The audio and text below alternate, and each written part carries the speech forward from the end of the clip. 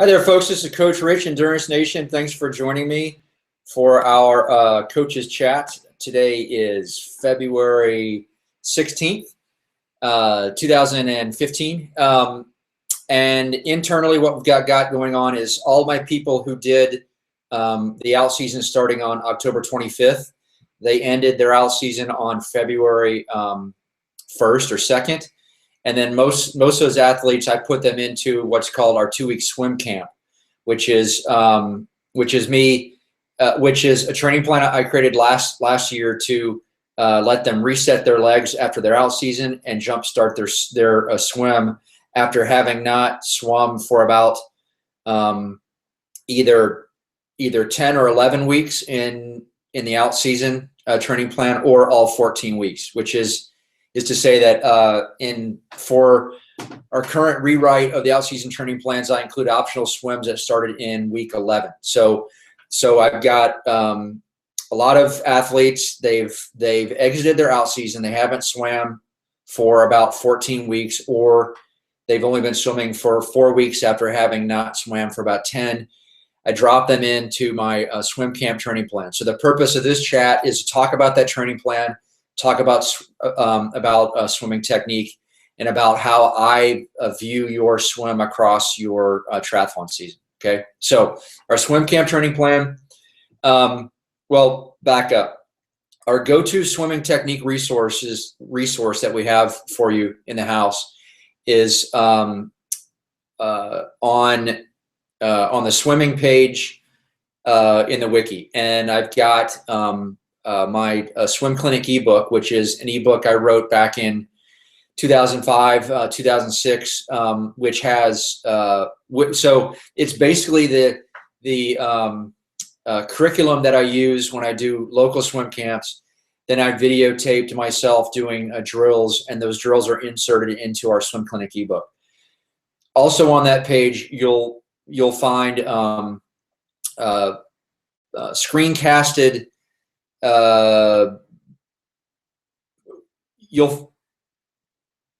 I've got an archive of me critiquing swims from my triathlon clinic, from my swim clinics. So I've got about 35 screencasts of an age group athlete, underwater video with me pointing out what's wrong with their stroke and telling them how to fix it. Okay.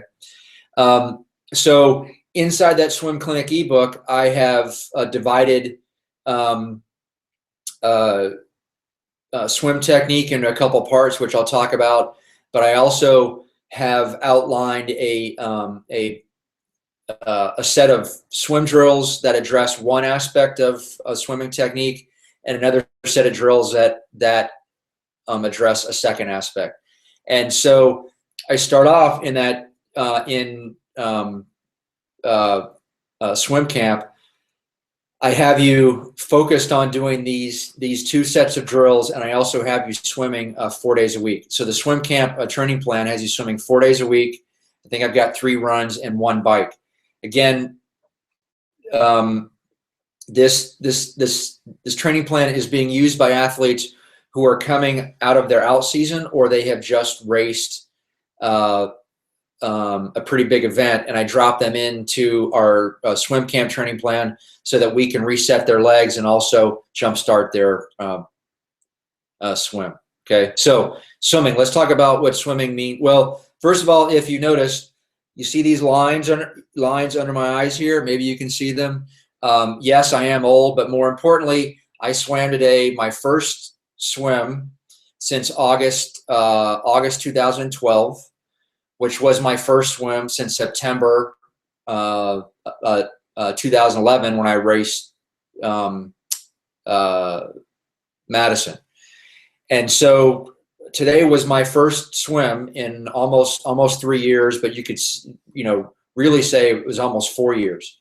And I started off doing hundreds, but it quickly changed to 50s. I was doing 50s on 50 seconds, holding 37s and 38 seconds.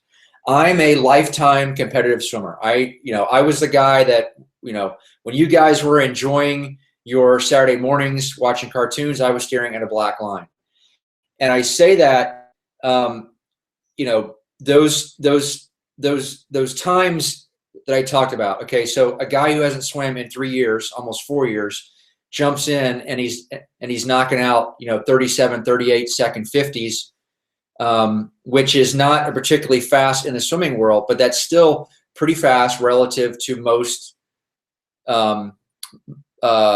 folks in this chat room right now. And that's because of the most critical aspect of swimming, which is swimming is 80% technique and 20% fitness. Okay.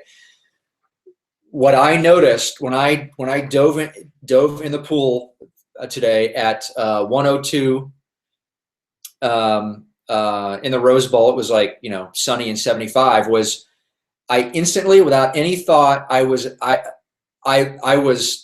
very impressed with how good my technique was, or how little technique I had lost, or how well I felt dialed in the first 25 of my swim. It really drove home how much of swimming is about muscle memory. Okay, for me, I swam more as a kid than I walked or ran. Okay, so even after taking all that time off, I have the coordination that's been driven in by millions and millions of yards of good, efficient swimming. And so with zero swimming fitness, I'm instantly right off the bat swimming about, you know, in the top X% of triathlon swimmers for the first 50. Okay, what I learned very quickly was, you know, I jumped in, I started swimming. I was okay for about 100 yards, 200 yards. I really felt it after 3. I started doing 100 repeats. Then I changed it very quickly to 50s because it was very clear that everything was starting to fall apart at about 60 to 70 yards, right? For you folks, it's all about technique and the fitness to maintain your best technique across the distance of your race. Okay, technique is split into 2 parts: body position and grabbing water. Okay, body position is your body's orientation on the water. Body position has 2 elements: horizontal, a good flat horizontal body position. Imagine that your body is in a tube. Okay, if the tube is all in one plane, it's a small tube. But if my hips are dropped, now my tube is this big, and I'm pushing a barge vice a speedboat across the water. Okay. The second element is body rotation, right? So as I swim, my body is rotating along an axis from the top of my head all the way down towards my feet. Okay. Body rotation is good because as I rotate, I am decreasing the frontal area of my body that I'm exposing to the water. Second is as I rotate, I can extend this lead hand out farther. Okay, but most importantly, hopefully as I move back, you can still see this. But if I'm swimming with a flat body, flat shoulders, then I'm pulling with the relatively weak muscles of my shoulder girdle here. Vice, if I rotate and catch here, I'm now engaging the strong muscles of my lats and my chest, right? So Riley, come here. Cameo appearance by the puff. Okay, off. So body position, horizontal, and body rotation. Horizontal body position is most important. I've got 4 tools to achieve it: head, lungs, hips, and legs, my kick. Okay. We all know that as my head comes up, hips drop. Head comes down, no good.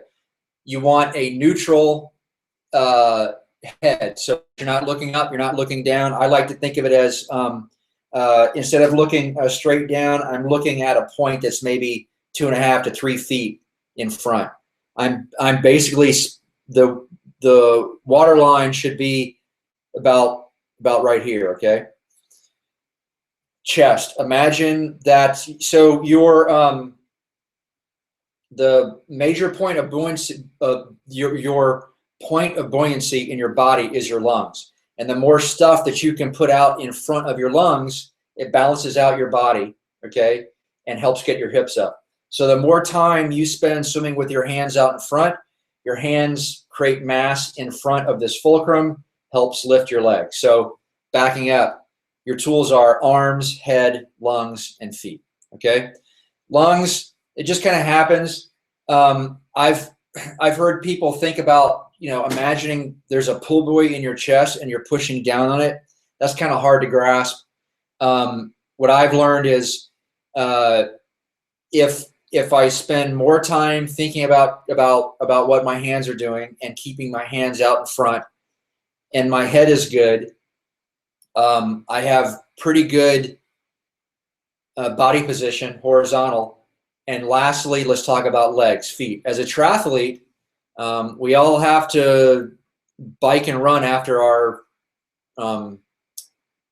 swim leg. So for you, the kick is only a means of helping you get your legs up. We don't think of your feet and your kick as making you go this way. As a triathlete, what this means is, like the kick I like to see is a kick which really does no harm. Okay, you're not using your kick to make something happen. I.e., you're not focusing on using your kick to you know, go forward, but you've got just enough of a kick so that your legs come up and get inside this relatively small tube of your body. Okay, and for adult onset triathlon swimmers, especially folks who come from a running background, your big hindrance is inflexible ankles. Okay, I have freakishly flexible ankles, which is not my best tool for running. But what I see a lot in swim clinics is athletes whose feet are like this, right, like an anchor. Recommend that you spend some time on the floor, sitting on your heels, stretching out your ankles. Obviously, you know, kind of don't go nuts with this, but a lot of the problems I see with a triathlon adult onset swimmers are caused by very, very, very inflexible ankles. Okay, but as a triathlete, all you want is a kick which simply does no harm. Ideally, what you want is when you throw on that wetsuit, the buoyancy in your legs helps get your legs up. You've got a good enough kick so that your legs aren't splaying outside your tube. Your ankles aren't like this. You know, your feet are pointed, and you've got just enough of a kick so that it helps you balance out your body, but your kick is not being used as a means to make you go forward. It's simply out of the way. Okay. And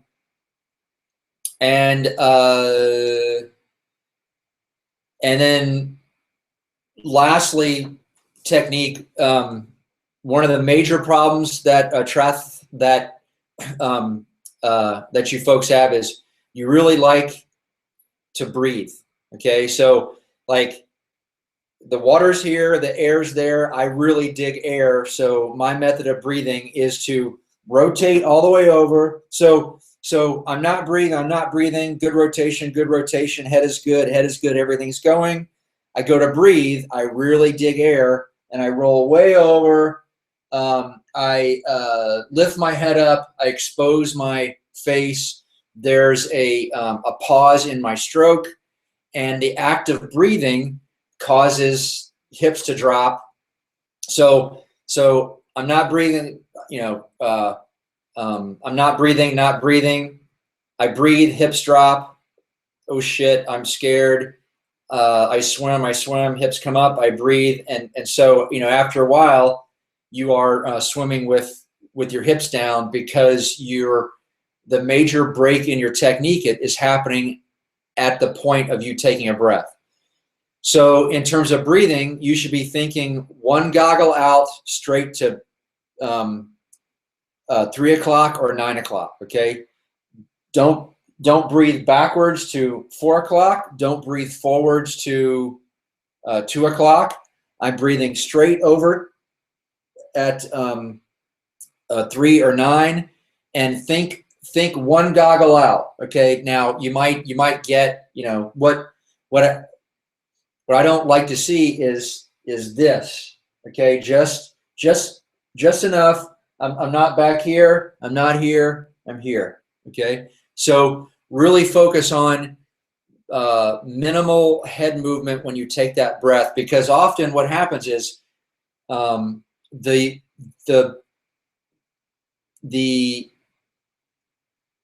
act of you breathing is what causes all of the hips dropped and incorrect form in your stroke, which creates anxiety, which gets you tired, which makes you breathe more. And it's just this vicious cycle that just happens. Okay. So much more information in the Swim Clinic ebook. It's very hard to demonstrate when I'm at a table. But let me next talk about how I've structured the fitness component of your training. I've structured your swim workouts so that I've chosen. Well, okay. I would rather have you swimming relatively quickly with excellent form for short distances, so that you rack up lots and lots of yards swimming well with good form and swimming quickly, rather than have you doing longer sets at a slower pace with a slower form, which is to say that most of your swim training, the intervals that I have you doing are relatively short, because I've chosen intervals that help you have the best technique the best technique that you can have for the length of the swim at a pace that is relatively fast relative to what you'll see on race day. Okay. Vice, having you swimming longer, slower, with relatively poor form, because then what you're doing is your body is learning the muscle coordination of incorrect swimming technique. Okay, so I start you out with lots of 50s, lots of hundreds, lots of 50s, lots of hundreds, fast 50s, lots of reps. And then I gradually, so I keep 1 or 2 fast days. Then I have a distance day where, yes, you're doing 200s, then 300s, then 400s, 500s, 600s. I think the longest repeat I have you guys doing is 5 or 600. That's because me as a swimmer, as a distance swimmer, I swam 200, 500,000 in the mile.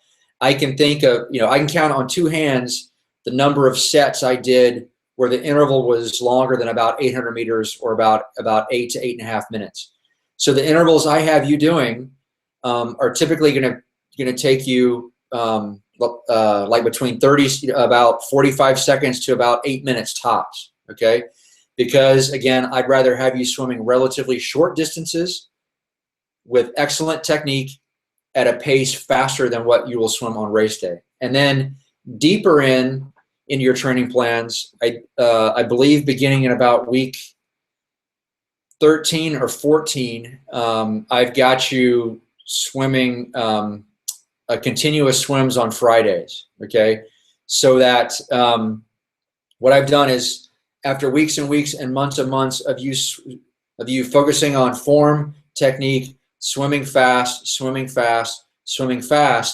as we get closer to your race, I need to transition that over to teaching you how to swim,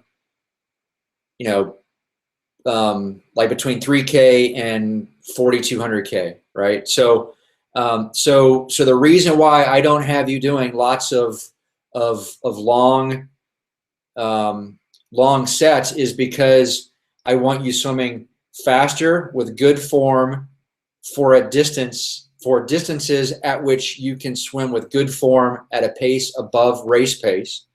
And we get the volume of the swimming by just having you move all the time in your workout, right? So so you should never be on the wall for longer than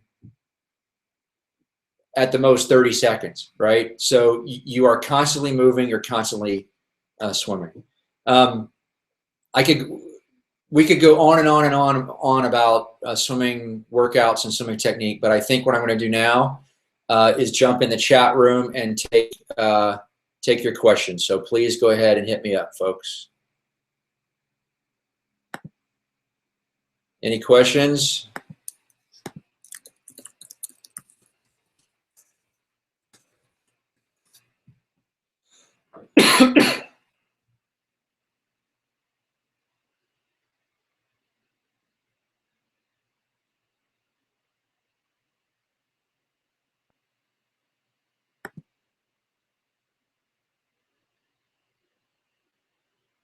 Anyone? Okay, folks, looks like kind of a quiet crew here. I'm gonna end the video here. If you've got questions for me about the topics that I covered tonight, please start a thread somewhere in the forum, and I'll hit them right away. Okay. Thanks for tuning in. This is Coach Rich signing off.